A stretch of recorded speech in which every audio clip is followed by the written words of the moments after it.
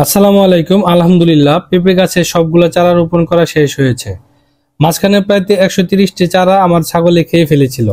এরপর আমার অনেক ক্ষতি হয়ে যায়, প্রায় 5,000 টাকার মতো আবার ক্ষতি হয়েছে। এরপর সেই চারাকে রিপ্লেসমেন্ট করে দিয়েছি। আর এইদিকে আবার আমাদের পুকুরের কাজও শেষের দিকে। কিন্তু এই 200 পেঁপের চারা আর পুকুরে সেচ দেওয়ার মতো পানির ব্যবস্থা করা আমার নাই। এই জন্য একটা মোটর বসানো খুবই দরকার ছিল। আজকের ভিডিওতে পাম্প বসাতে কত টাকা খরচ হলো এবং বিস্তারিত জানানোর চেষ্টা করবো ইনশাআল্লাহ। একবার চেয়েছিলাম আমাদের বাসায় যে পাম্প ছিল সেই পাম্প থেকে লাইন বের করে আমরা সেটার ব্যবস্থা করবো আর কি। কিন্তু এই দুই জায়গায় একই মোটর দিয়ে পানি দেওয়াটা খুবই মুশকিল। তাছাড়া ওই মোটর দিয়ে আমাদের বাড়িতে রেগুলার কাজ করা হয় আর কি। ওভারলোড নিয়ে আবার নষ্ট হয়ে গেলে পুরো বাড়ির সবাই মুশকিলে পড়ে যাবে। এরপর আবার রোজার মাস।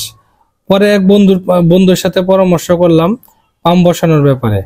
কিন্তু ও যে হিসাব দিল তাতে প্রায় 65,000 টাকার মতো খরচ হয়ে যেতে পারে আমার, যেটা এই মুহূর্তে আমার জন্য পুরোপুরি অসম্ভব। তাছাড়া আমার হুটহাট করে এত টাকা ইনভেস্ট করার পক্ষে আমি না। আস্তে আস্তে এটা ইনভেস্ট করবো আর কি। এরপর হঠাৎ মাথায় এলো আমাদের বাসায় একটা পুরাতন টিউবওয়েলের কথা। আসলে এই টিউবওয়েলটা প্রায় 20 বছর আগে বসানো হয়েছিল।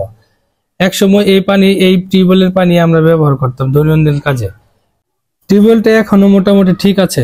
কিছুদিন আগে এটা ঠিক করতে গিয়ে একটা বড় শাবল পড়ে যায়। তারপরেও টিউবওয়েলটা খুবই ভালোই চলতেছিল। কিন্তু কথা হলো যে এখন একটা সুইচ দিলে যেখানে বালতির পর বালতি পানি ভরে যায়, সেখানে টিউবওয়েল কে চাপতে যায়। টিউবওয়েল চাপাটা অনেক কঠিন। এখন যেহেতু এই টিউবওয়েল ব্যবহার হয় না, তাই বন্ধুকে বললাম এটাকে কিভাবে কাজে লাগানো যায়। কারণ নতুন করে বোরিং করতে গেলে আমার প্রচুর টাকা খরচ হয়ে যাবে। যেমনই হোক এটাকে একটা কাজে লাগানোর ব্যবস্থা করা যায় কিনা সেটাই চেষ্টা করব। এরপর বন্ধুর দোকান থেকে একটা মিস্ত্রি আমাদের বাসায় পাঠাইলো, যাতে উনি এসে দেখবে যে কি পরিমাণ খরচ হবে বা কি ধরনের মোটর বসানো যাবে। এরপর সেই মিস্ত্রি আমাদের বাসায় আসলো। বাসায় এসে পজিশন দেখে বলল যে 14 থেকে 15,000 টাকার মধ্যে পাম্প বসানো সম্ভব। এরপর তো আমি মহা খুশি। পরদিন আবার বন্ধুর দোকানে চলে গেলাম একাই। আসলে একা একা সময় মতো কাজ করাটা অনেক ডিফিকাল্ট। অনেক সময় মতো সবকিছু শেষ করা যায় না। যাই হোক, একাই কাজ করতে হবে। আসলে কোনো কিছু করতে হলে, কোনো কিছু পাইতে হলে একা পথ চলাটা শেখা খুবই জরুরি ব্যাপার। আমাদের আগের টিউবওয়েলটাতে মোটামুটি 65 ফুটের মতো গভীর পাইপ বসানো আছে। প্রথমে যে মিস্ত্রি দেখেছিল সে এখানে 2 গোড়া মোটর লাগানোর পরামর্শ দিয়েছিল। তবে আমি পরে চিন্তা করলাম আসলে যারা এই টিউবওয়েলটা প্রথমে বসাইছিল তাদের সাথে কথা বলে। এই জন্য শফিকুল ভাইকে কল দিলাম। শফিকুল ভাই আসলো বাসায়। শফিকুল ভাই এখানকার পজিশন এবং সবকিছু দেখে বললো যে 1 গোড়ার বেশি মোটর লাগাইলে এখানে ঠিক হবে না।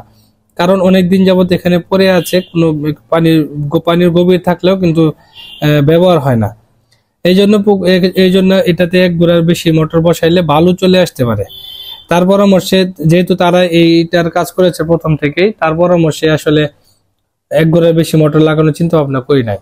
তবে আমার 1 গোড়া মোটর লাগাইলে ভালো হইতো। কারণ হচ্ছে যে আমার যে পুকুরে 2 গোড়ার মোটর দিয়ে পানি দিলে খুব দ্রুত পানিটা আমরা দিতে পারতাম। এরপর শফিকুল ভাইয়ের পরামর্শে যে যা দরকার হয় সবকিছু ওই দোকান থেকে, আমার বন্ধুর দোকান থেকে নিয়ে আসলাম। তবে কাজটা এত দ্রুত এবং এত তাড়াতাড়ি হয়ে যাবে আসলে আমার কল্পনার বাইরে ছিল।